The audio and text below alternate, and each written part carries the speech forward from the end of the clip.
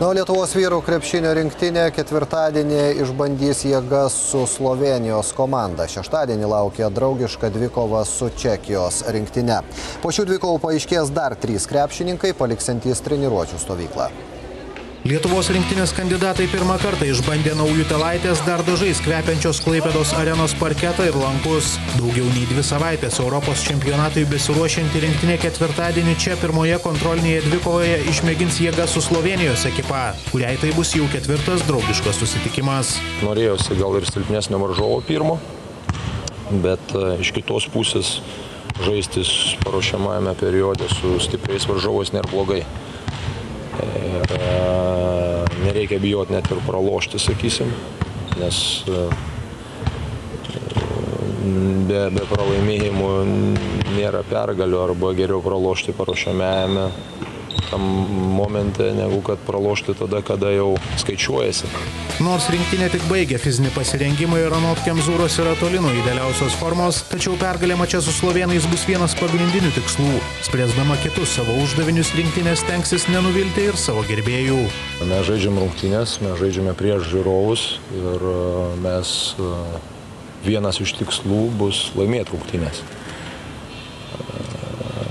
Bet spręsime ir kitus uždavinius. Mums tiesiog įdomu pasižiūrėti, kas mums veikia, kas mums neveikia, kurie taktiniai sprendimai, kaip pasiteisina, kuriam mes kely, ką mums reikia taisyti, gal kažko tai atsisakyti. Kažką tai reikia pasižiūrėti ir žaidėjus taip pat, kaip jie varžybinė atmosferoje atrodo. Ruoštis reikia čempionato, ne mačui su Slovėnija. Tai čia vienas iš tų etapų ir tik tiek žinau, kad jau nusibodo viens prieš kitam žaisti, treniruotis. Tai šitas nauja salė, atmosferos pakeitimas tikrai bus, kaip sakant, tik į naudą mum ir smagiau atvažiuoti kažkur kitur, jau visai kitokia atmosfera. Jau rytoj varžybos, smagiau tikrai. Bus nelengva su slovėnais, ko gero, ne? Ne, tai gerai. Tai jie gera komanda, jie anksčiau pradėjo žaisti, kas šiai dienai yra labai svarbu, ne? Ir, gerai, sakau, mums tai pats tas. Rinktinės pergalių simboliu tapęs Jasikevičius nacionalinę komandą grįžęs po 3 metų pertraukos tikina nesibaiminantis. Jeigu šiemet jiem teks netoks svarbus vaidmuo kaip iki šiol, o minučių aikštėje sumažės. Tai gerai, man tai dar geriau. Aš negaliu turėti kažkokio tai labai didelio vaidmens, ne, komandos. Ir tų metų labai jau daug, ir gerų žaidėjų yra. Tai norėčiau komandai turėti kažkokią tai savo rolę ir kažkaip tai padėti komandai.